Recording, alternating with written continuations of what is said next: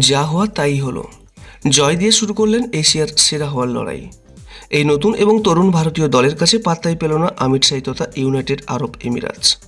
টি-20তে 93 বল বাকি থাকতে জিত হাসিল করে ইতিহাস গড়ল এই তরুণ ভারতীয় দল। এবং রবিবারের ভারত বনাম পাকিস্তান ম্যাচে কার জেতার সম্ভাবনা সবচেয়ে বেশি? অবশ্যই একটা কমেন্ট করুন। হ্যাঁ, আমির শাহী যে ভারতের কাছে হারবে তা প্রায় নিশ্চিত ছিল। সেই কারণেই হয়তো ভারত খেলেও গ্যালারির অনেকটাই ফাঁকা ছিল, কিন্তু এভাবে হারবে তা ভাবা যায়নি। আমির শাহীকে নিয়ে প্রায় ছেলেখেলা করল ভারত। প্রায় 16 ওভার বাকি থাকতে 9 উইকেটে ম্যাচ জিতেছে ভারত।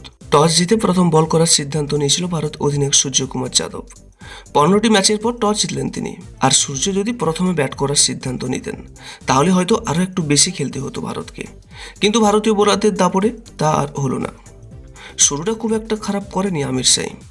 দুই ওপেনার পাওয়ার প্লেকে কাজে লাগিয়ে বেশ কয়েকটি বড় শট মেরেছিলেন।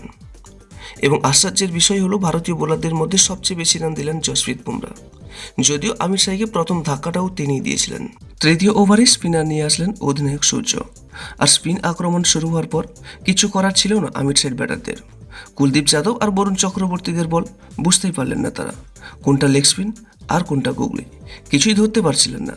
ফলে আন্দাজে ব্যাট চালালেন, আর তার ফলে যা হওয়ার তাই হলো। একসময় 8 ওভারে 47 রানে 2 উইকেট ছিল আমির শাহীর। আর পরের 5.1 ওভারে 10 রানে 8 উইকেট হারালো তারা। মাত্র 13.1 ওভারে 57 রান করে অল আউট হলো আমির শাহী। তার মধ্যে 4 উইকেট নিলেন কুলদেব আর 3 উইকেট নিলেন শিবম ডুবে। ভারতের বিরুদ্ধে টি-20তে সবচেয়ে কম রানে অল আউট হলো আমির শাহী। আর এই 58 রান করতে ভারত যে বেশি সময় লাগাবে না তাও সবার জানা ছিল, কিন্তু প্রশ্ন ছিল পাওয়ার প্লের মধ্যে কি খেলা শেষ করতে পারবে ভারত? আর অভিষেক শর্মা আর শুভমনকে দেখে মনে হলো সাজগোজ থেকে তৈরি হয়ে এসেছেন। অভিষেক শর্মা প্রথম বলেই ছক্কা আর দ্বিতীয় বলে 4 মেরে শুরু করলেন ইনিংস। 30 রান করার পর আবার ছক্কা মারতে গিয়ে অভিষেক আউট হলেও পাওয়ার প্লের মধ্যেই খেলা শেষ করে দিল ভারত। মাত্র 4 ওভার 3 বলে প্রয়োজনীয় রান তুলে জিত হাসিল করেছে ভারত। আর রবিবার ভারতের সামনে পাকিস্তান, এশিয়া কাপের সবচেয়ে বড় ম্যাচ। এই ম্যাচে কে জিতবে অবশ্যই আপনি একটা কমেন্ট করবেন। আর ভিডিওটি ভালো লাগলে একটা লাইক করবেন এবং আপনার কাছের মানুষদের কাছেও শেয়ার করবেন। এবং নিয়মিত এরকম আপডেট পেতে আমাদের এই চ্যানেলটিকে অবশ্যই সাবস্ক্রাইব করে রাখবেন। সর্বদা সুস্থ থাকবেন এবং ভালো থাকবেন।